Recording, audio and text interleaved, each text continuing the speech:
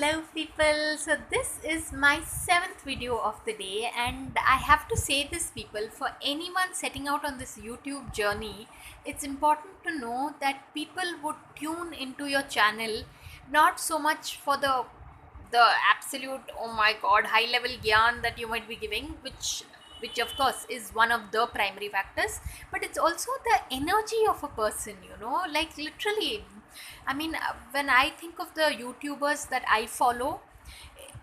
it's literally I gravitate towards the my daily life, my daily schedule type of vlogs over something that is very highbrow and intellectual, because and I'm surprised because in my head I think I'm very